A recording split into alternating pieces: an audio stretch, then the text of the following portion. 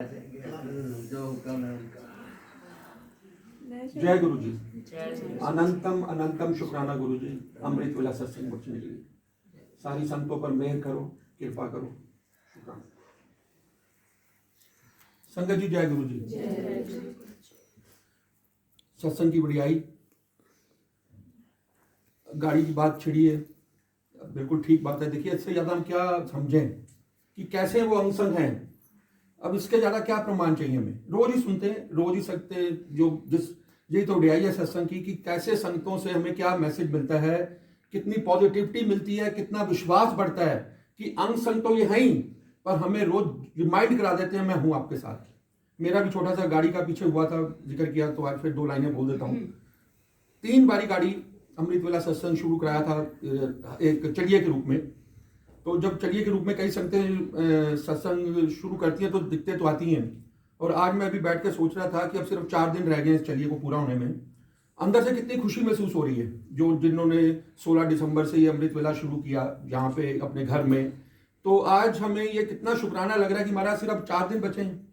पर ये 4 दिन नहीं है खाली, ये नहीं कि हम इसके बाद करेंगे नहीं, पर अभी ये महसूस हो रहा है कि कितना शुक्र है महाराज, 40 दिन पूरे हो जाएंगे हमारे ये चलिया के रूप में जिनके हो रहे हैं। और ये नहीं कि इसके बाद महाराज फिर बख्शें, हम फिर शुरू करें।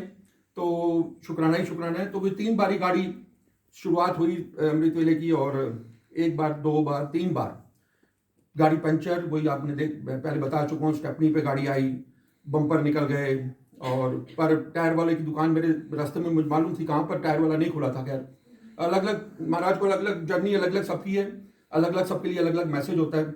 तो मेरे लिए महाराज ने ये मैसेज दिया, मैंने लास्ट टाइम शेयर किया कि मैं जुगाड़ से टायर बदल नहीं रहा था, नए टायर नहीं ले रहा था।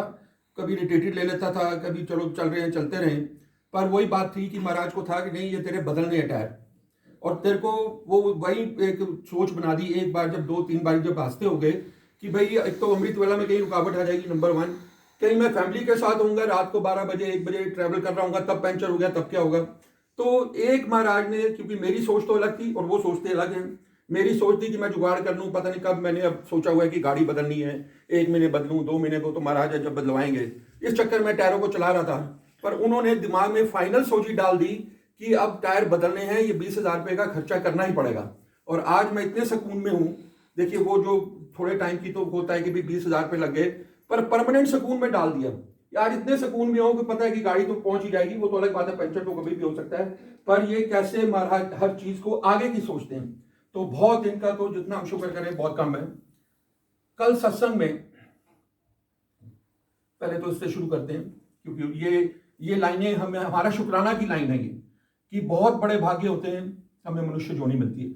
हमें ये चीजें अपने आप को रोज याद करानी है कि महाराज की कितनी कृपा है कि हमें बहुत बड़े भाग्य होते हैं मनुष्य जोनी मिली। मनुष्य जोनी मिली है, दुनियावी चीजें तो पूरी करनी है, पर इनके साथ जुड़ने के लिए मिली है। दूसरा, बहुत थोड़े भाग्य होते हैं हमारा मकान बनता है, थोड़े भाग्य होते हैं हमारी पुत्र की प्राप्ति होती है, थोड़े भाग्य होते हैं हमें सुंदर परिवार मिलता है, और थोड़े भाग्य होते हैं हमें नौकरी मिल जाती है, अच्छा व्यापार मिल जाता है। बहुत बड़े भाग्य होते हैं हमें ये गुरु परिवार मिलता है, और बहुत ही अनंतम शुक्राना, इतने बड़े भाग्य होते हैं हमें ये सत्संग की घड़ियां प्राप्त होती हैं। आज ये लाइन अगर मैं रिपीट कर रहा हूं या हमारे आप सुन रहे हैं, तो इसमें हमारा शुक्राना बन रहा है महाराज के आगे कि महाराज शुक्र है आपका कि पहले तो आपने मनुष्य जोनी दी, फिर ये सारी चीजें जो हमने बोली, और उसके बाद हम उनका शुक्र कर रहे हैं कि ये सत्संग की घड़ियां बख्श रहे हैं। तो बहुत शुक्राना उनका। सत्संग की बढ़ियाई रोज समझ में आ रही है। रोज हम संगतों के सत्संग सुनते हैं और क्या क्या चीजें समझने को मिलती हैं, क्या क्या इशारे मिलते हैं। कल एक आंटी ने सत्संग शुरू किया, अंकल तो पहले सुन चुके हैं पर कई लोग सुनते, मैंने पहली बार सुना था। उससे पहले मुझे एक सत्संग अपना याद आ गया। एक अभी ये 8-9 महीने पहले, जब कोविड से पहले मैं किसी सत्संग में था, और सत्संग करके जब मैं बाहर निकला तो एक आंटी, शायद वो होस्ट थी या उनकी फैमिली की थी जहाँ सत्संग था, तो आंटी बाहर मेरे गेट पे आ गई, बाहर जो मैं शूज पहन रहा था। आंटी रो रही हैं। आंटी कहते हैं, अभी आपने कहा कि गुरु महाराज सबकी सुनते हैं, गुरु महाराज सब जानते हैं, गुरु महाराज सब ठीक कर देते हैं, मेरे को आपसे एक जवाब चाहिए। अब मैं तो कौन होता हूँ किसी को जवाब देने वाला, पर उनकी जो मन में आया, रोए जा रही हैं। अंकल, मेरी सिस्टर को कैंसर हुआ था, और कैंसर हुआ और हमने सुना था कि जल प्रसाद से और ये लंगर प्रसाद से और सबसे महाराज कैंसर ठीक कर देते हैं। हमने इतने सत्संग में सुना है, आप भी आज कह रहे हैं कि ये सब जो करते हैं बहुत अच्छा करते हैं और सब सुनते हैं। मुझे जवाब दीजिए कि मैं बड़ी अरदास की, मैंने बड़े सत्संग किए, मैंने बड़ी हाजिरी भरी और मेरी सिस्टर की डेथ हो गई, उनकी डेथ हो गई। अब बताइए कि ऐसा आप कहते हो सबकी सुनते हैं, कैंसर से उनकी डेथ हो गई, मैंने सब अरदासें लगा ली पर वो आंटी बची, मेरी सिस्टर बची नहीं। अब मैंने जो मन में आया, जो मन में उस टाइम सोच आई, मैंने कहा आंटी ठीक बात है, भाना तो उन्हीं का है, किसको कब बख्शना है क्या बख्शना है वो तो उनकी मर्जी है और हमें तो एक्सेप्टेंस में रहना है। मैंने कहा आंटी ये बताइए, आपको आपकी सिस्टर को कैंसर हुआ, आपने अरदासें लगाई, महाराज ने पूरी नहीं की। आप ये देखिए, आप तो अपने मोह को रो रहे हो कि मेरी सिस्टर चली गई। जो अगर वो कैंसर पेशेंट सिस्टर आपकी जो पीड़ा झेलती, पता नहीं कितने साल उसने पीड़ा झेलनी थी, आपको तो लगता है मोह में कि मेरी सिस्टर चली गई, पर जो पेशेंट सिस्टर आंटी आपकी थी उनको आपको पता है कि कितनी पीड़ा थी, कितना दर्द था, उसकी वजह से आपके सारे परिवार भी दुखी थे। महाराज ने वही चीज उनके भाने में था कि इस पीड़ा से निकालना है। वो चाहते तो वो 1 मिनट लगता है उम्र बख्शने में, मैं आगे वो भी बताता हूं, ये तो 1 मिनट में किसी की उम्र दे देते हैं, वो भी अभी सत्संग होगा। तो कहने का भाव है कि उनको पता है कि ये पीड़ा से निकालना बहुत जरूरी है। हम कई बार मोह में बहुत फंसे रहते हैं, हमारे भी ऐसे, मेरे साथ भी ऐसा हुआ। मेरी मदर को एट द एज ऑफ 75, मेरे साथ ही थी, कैंसर डायग्नोज हुआ, शायद मेरे को याद नहीं है, गायनी प्रॉब्लम थी कुछ, और कैंसर 75 की एज थी, पता लगा कैंसर हो गया और डॉक्टरों को कंसल्ट किया, टेस्ट होने शुरू हो गए। तो डॉक्टर्स ने कहा कि ये ऑलमोस्ट फाइनल स्टेज पे आ चुकी हैं और उम्र के हिसाब से अगर आप कोई भी इनकी ट्रीटमेंट कराएंगे कैंसर की तो उम्मीद नहीं है कि वो हल होगा। अब तो आप शुक्र करें, बर्दाश्त करें कि वही ऊपर कोई कृपा कर दें। ठीक है, आगे वापस। और पर मैंने अपना एक्सपीरियंस देखा, इतनी पीड़ा में आ गई मेरी मदर, रोज मैं देखता ब्लड निकलना, चीखें मारती थी मेरी मदर। और जब मैंने रोज ये 1 2 4 दिन जैसे जैसे टाइम आगे बढ़ रहा था, रोज उनकी पीड़ा, चीखे की आवाज, ब्लड निकलना, मैं कमरे में जाकर सिर्फ एक अरदास करता था, महाराज इस पीड़ा से निकाल दो। मैंने ये नहीं मांगा कि इनका कैंसर ठीक कर दो, इनको लंबी उम्र दे दो। मैंने कहा अब शायद उनका समय आ गया है, समय तो उनके हाथ में है, पर मैंने यही अरदास की, महाराज ये पीड़ा नहीं देखी जाती उनकी, तो वो जो पेशेंट भुगत रहा है वो तो आप अंदाजा ही नहीं लगा सकते, जब हम देखकर हमारे से बर्दाश्त नहीं होता। तो सिर्फ एक ही अरदास थी, तेरा भाना। अब जो पर यही अरदास थी, मुक्ति दे दो। कई बार होता है, हम बहुत ऐसे परिवार में, हमारे बूढ़े माँ बाप या छोटी उम्र में भी हमने देखा। मेरे एक अंकल हैं, मैं आपको नीरज वधवा, जिनके हमारे ग्रुप में जुड़े हुए हैं, जिनके हम सब अकाउंट्स देखते हैं, वो हमारे, उनके 7 साल का या 8-10 साल का बच्चा था और वो बहुत ही एक्यूट प्रॉब्लम, उनको बीमारी हो गई 8-10 साल के बच्चे को। और उसी माध्यम से वो गुरुजी से जुड़े थे कि किसी ने कहा कि गुरुजी के पास चले जाओ और वो सब ठीक कर देते हैं। पर वही भाना इनका था, जो तो मैं अपनी आंटी मम्मी की बता रहा हूँ कि 75 अंकल ने पूरी सेवा में, तपस्या में, उनको शटल सेवा भी महाराज ने दे दी, हाजिरियां भी करते थे, सब कुछ कर रहे थे, पर उनका 10 साल का बच्चा।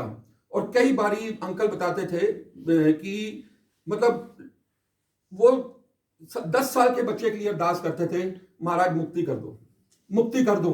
क्योंकि जो बच्चे की पीड़ा जो इतने 3 साल 1 साल से वो देख रहे थे, फिर महाराज ने फाइनेंशियली, तो एक अलग सत्संग है कि कैसे उनको पैसे की जरूरत पड़ी, उन्होंने अपनी गाड़ी बेचने के लिए सोच ली, उन्होंने लोन लेने की सोच ली, पर वो भी ऐसा सबब बना, फाइनेंस की तो महाराज ने दिक्कत होने नहीं दी, पर समय भाना उनका था। उन्होंने 10 साल के बच्चे के लिए अंकल ने अरदास की, पूरे उनकी मदर ने, कि महाराज मुक्ति दो। तो ये हमें ना उनके भाने में रहना है। कल आंटी के सत्संग से ये सब चीजें याद आ रही थी। यहाँ पे एक आंटी ने सत्संग कल शेयर किया, अमेजिंग सत्संग, यही सत्संग की बढ़ियाई है। हमें लगता है हम बहुत दुखी हैं, हमें तो कहाँ तक सोच जाती है हमारे दुख की, फाइनेंशियल प्रॉब्लम कि आज पैसे की कमी है, नौकरी नहीं है, तो चलो पैसा तो फिर आ जाएगा, अभी नहीं तो फिर आ जाएगा।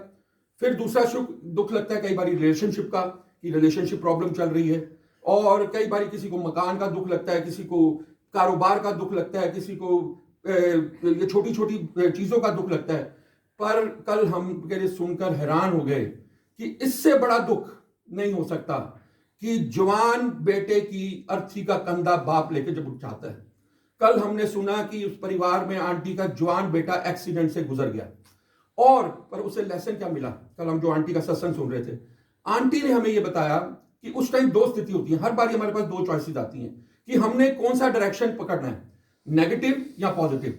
पर यही सोच ही देते हैं, ये देखिए इनसे अगर इनकी कृपा हमारे पे है, अगर इन्होंने हमारा हाथ पकड़ा हुआ है, हम जानते हैं और हमें भी इनसे कनेक्टेड हैं, तो ये महाराज हमें सोची देते हैं। और आंटी को वो सोची मिली कि एक्सेप्टेंस की बात, आंटी बड़े मंदिर भी ले गई, सब कुछ किया आंटी ने, जो भी आंटी ने बताया। मैंने कोई दुनिया का डॉक्टर, कोई पीर, कोई चर्च, कोई मंदिर नहीं छोड़ा, कितनी अरदासें लगा ली, पर वो बेटा नहीं बचा, जवान बेटा। पर आंटी ने कैसे, महाराज सिर्फ यही करते हैं, संभाला आंटी को, यही शक्ति देते हैं। देखिए वही बात आती है बार बार, दुख आने ही है, नानक दुखिया सब संसार। पर हम, आप यही मैं बात आ रहा हूं कि हमें आज देखिए कि लगता है कि हमारा दुख बड़ा है, आपको नहीं पता आपके पड़ोस में जो बैठा है उसके अंदर कितना दुख है, और ये घर घर की कहानी है। तो इससे बड़ा दुख हो सकता है, पर उस दुख को झेलने की महाराज ने आंटी को शक्ति दी।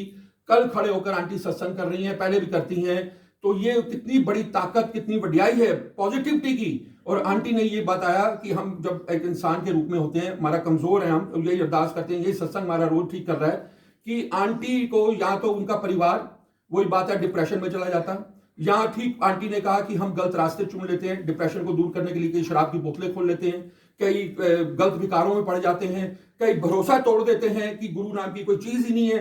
पर आंटी ने यही कहा, हमें समझे आंटी के सत्संग से, उनका भरोसा बना रहा। और आंटी आज कल खड़े होकर, कई बार पहले भी कर चुकी हैं और अभी कल भी सत्संग कर रही थी, कि इतना बड़ा दुख झेलने की शक्ति देते हैं। यही है हमारे को सिर्फ सत्संग की वडियाई, इन गुरु कृपा की, हमें खड़ा कर देते हैं। बड़े से बड़े तूफान आएंगे, रोज आएंगे, एक दिन बाद, हफ्ते में, 15 दिन, कोई छोटे रूप में, बड़े रूप में, पर हमें सिर्फ बचाता है इनकी शक्ति, इनकी पॉजिटिविटी, जो आज सत्संग के माध्यम से हम बार बार जिक्र करते हैं। पत्थर मन को पिघला रहे हैं, हमें शब्द बानी के अर्थ समझ में आ रहे हैं, हम की इनकी सत्संग की मदद से, इनकी कृपा, ब्लेसिंग रोज हम देखते हैं। चमत्कार तो छोड़ ही दीजिए कि ये अमृत वर्षा हुआ, पर इसके अलावा जब सत्संग या खड़ी होकर अपना सत्संग शेयर करती हैं, तो कितना बड़ा हमें मैसेज, प्रूफ मिलता है कि कैसे हर जगह पे, पर एंड ऑफ द डे भाने में रहना है, बस हमारे को छोड़ देना है इनके ऊपर, वही सरेंडर समझ लीजिए, डोरी छोड़नी है। महाराज मेरी डोरी अब आपके हाथ में है, मैं तो ज्ञानी हूं, मैं मूर्ख हूं, मैं पापी हूं, मेरे कर्म है ऐसे, मैं बुरे कर्म करके आया हूं, पर आप ही ने संभालना है। और यकीन मानिए, बार बार वो लफ्ज आता है, देर अंधेर नहीं है, सुनाई जरूर होगी। वही बात है, हमें अपने आप को भी बदलना है, हमारे को अपनी सोच से बदलते हैं, कितने हम सत्संगों में सुन चुके हैं। तो इनकी वडियाई का तो शुक्राना ही शुक्राना है। इससे एक सत्संग रिवर्स याद आता है कि ये तो लगा कि जो उनके बहाने में सब जाना है, सिलेक्ट सिटी मॉल, हम सब जानते हैं, साकेत में one of the best mall है। उनके ओनर, और सिलेक्ट सिटी मॉल के ओनर, बहुत बड़ी फैमिली, हम समझ ही सकते हैं। उनकी जो ओनर की एक तो बेटे हैं, उनकी एक बेटी थी, हैं आज भी, तो वो गुरुजी से जुड़ी हुई थी। पुराने समय की बात है, एम्पायर स्टेट के टाइम की, हाजिरी लगती थी आंटी की। उनको पता था महाराज निरंकार हैं, शक्ति हैं, बाकी परिवार में कोई नहीं मानता था। आंटी की हाजिरी लगती थी।